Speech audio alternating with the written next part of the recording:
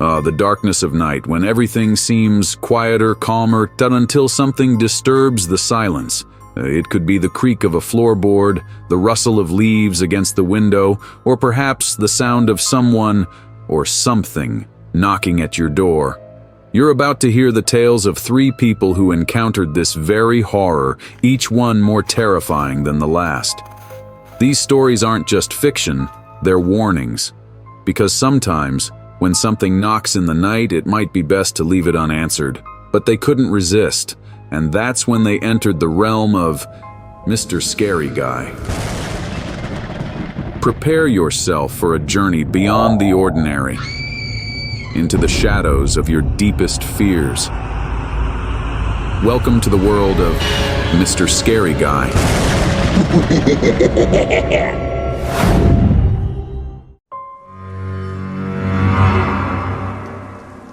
I've always been a light sleeper. Every creak, every shift in the air would pull me out of sleep, my eyes snapping open to find myself staring into the dark. But nothing had ever disturbed me quite like that night. It was 2:13 a.m. I remember the time exactly because I'd been tossing and turning, and I'd just checked the clock before deciding to try some deep breathing to settle my mind. My apartment was quiet, the only sound the faint hum of the refrigerator down the hall. I had almost drifted back into sleep when I heard it, a soft knock at my door. I froze, my breath caught in my chest. My apartment was on the 7th floor, and security was tight. No one should have been there, especially not at that hour. I sat up in bed, straining to listen, hoping I'd imagined it. But then, it came again, a deliberate 3-tap knock. A shiver ran down my spine, my heart pounding faster. I glanced at my phone, considering calling the police. But part of me felt silly. Maybe someone had the wrong apartment, or maybe it was a prank. I stood up, my bare feet silent on the cool floor, and crept to the door. I didn't dare turn on the lights.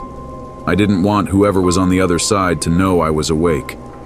I peered through the peephole, squinting into the distorted fisheye view of the hallway beyond. At first, I saw nothing. The hall was empty, the dim light casting shadows against the worn carpet. But then, just as I was about to turn away, I saw movement, a figure shifting slightly just out of view. My stomach twisted.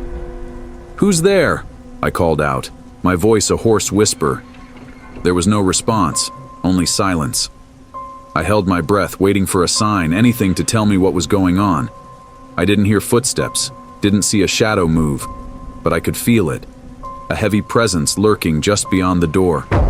I pressed my ear against the wood, straining to hear, and then the knock came again, louder this time, and closer. The sound vibrated through the door, so loud that I stumbled back in shock, almost tripping over my own feet. I took a shaky breath, my mind racing. My phone was in my hand, and I considered calling the police again. But something told me this wasn't something they could handle. There was a feeling that washed over me, a deep, instinctual fear. Whatever was out there, it wasn't natural. The knocking resumed, now relentless, insistent. It wasn't someone asking to be let in, it was a demand. It felt as though the door itself was weakening under the weight of each knock. My heart thundered in my chest as I backed away, my legs shaking. I wanted to scream, but I couldn't make a sound. I stumbled back to my room, locking the door behind me. I crawled under the bed, huddling against the wall, clutching my phone like a lifeline. I watched the door, waiting, praying that the knocking would stop. Then, the knocks stopped, replaced by silence so heavy it seemed to press in on me, suffocating me. I held my breath, listening, waiting. And then, in the quiet, I heard the creak of the floorboards just outside my bedroom door. Someone was inside. I bit down on my hand to keep from screaming, tears blurring my vision as I stared at the door, terrified of seeing the knob turn, of whatever was out there finding me. The footsteps moved slowly, deliberately, as though it was savoring the anticipation. I squeezed my eyes shut, praying for it to go away, for the nightmare to end. And then, just as suddenly as it had started, the footsteps stopped. I opened my eyes, cautiously peeking over the edge of the bed, heart racing as I waited. The apartment was silent again, as though nothing had happened.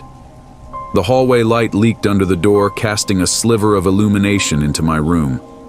I stayed frozen there, unable to move, until the first light of dawn crept through the blinds.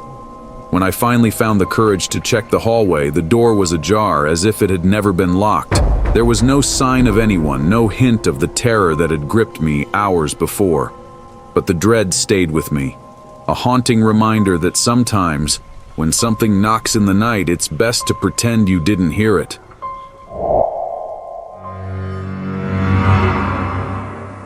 I've always loved the solitude of my family's old cabin deep in the woods, nestled in a valley surrounded by tall, ancient pines. The cabin was the perfect escape from city life. I usually spent weekends there alone, hiking the trails and basking in the stillness. But the weekend I spent there last winter changed everything. It was around 11 p.m., and the cabin was warm and quiet as I huddled on the couch with a blanket, flipping through a mystery novel. Outside, snow was falling in thick, silent flakes, covering the forest in a blanket of white. I remember feeling unusually peaceful, as though the world had faded away, leaving only me and the quiet whisper of the trees. That peace didn't last. It started with a single knock, soft but deliberate. I froze, my heart skipping a beat. It was too late for visitors, and the nearest neighbor was 5 miles away. I listened, trying to convince myself it was a branch against the cabin's side. But then I heard it again, 3 deliberate, heavy knocks, this time at the front door. I sat up, pulse racing, my mind whirling. Who could it be? I had driven through a snowstorm to get here, and the remote roads had been almost impassable. No one should have been able to reach the cabin, not without risking their life on the icy roads. Slowly, I approached the door, my bare feet cold against the floorboards. My breath misted in the chilly air, and I hesitated, my hand hovering over the lock. I glanced through the window next to the door, but all I could see was darkness and the swirling snow. "Hello?" I called, my voice wavering.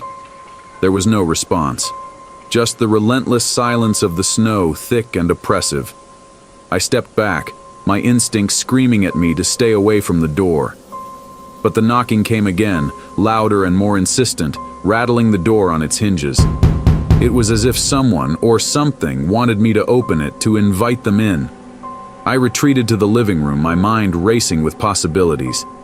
Maybe it was an animal or some prankster who had followed me up the mountain. But even as I tried to rationalize it, a cold, creeping fear slithered through me. It didn't feel like a prank, it felt like a warning. The knocking stopped, leaving an eerie stillness in its wake. I waited, listening, my eyes fixed on the door. And then the sound started again, but this time it was coming from the back of the cabin. I jumped, my heart hammering as the knocks echoed through the walls. Whatever was out there had moved, circling the cabin, seeking another way in. My mind flashed to the back door, the flimsy latch that barely held it shut. I bolted to the kitchen, grabbing the largest knife I could find, my hands shaking as I held it close. The knocking grew louder, more desperate, as though the thing outside was growing impatient. I backed away, keeping my eyes on the door, every muscle tensed, ready to fight if I had to. Then, the knocking stopped. The silence was even more terrifying, the stillness thick and suffocating. I listened, holding my breath, waiting for any sound. Minutes passed, each one stretching into eternity. And then, just as I began to relax, I heard it. The sound of footsteps, slow and deliberate, crunching through the snow toward the front of the cabin. I clenched the knife tighter, my heart pounding as I backed away, my gaze fixed on the door. The footsteps stopped just outside, and I could feel its presence, heavy and menacing. I wanted to scream, to run, but I was paralyzed with fear. The doorknob twisted, the metal creaking as it turned, and I bit down on my lip to keep from making a sound. My mind was a blur of panic and disbelief. The door was locked. It couldn't get in, could it? But the knob continued to turn, relentless, as though whatever was outside didn't care about locks or barriers. I stumbled backward, tripping over the rug and landing hard on the floor. The doorknob finally stopped, and the door went still. I waited, every nerve in my body tingling with dread. The footsteps retreated, crunching softly into the distance, swallowed by the endless snow. I lay there, trembling as the silence returned, the terror of the night settling over me like a shroud. I didn't sleep that night, and by morning I found no trace of the footsteps in the snow. But I knew they'd been there. I knew that something had come to my door, knocking, waiting to be let in. And even now, I can still hear those footsteps in my dreams, coming closer and closer.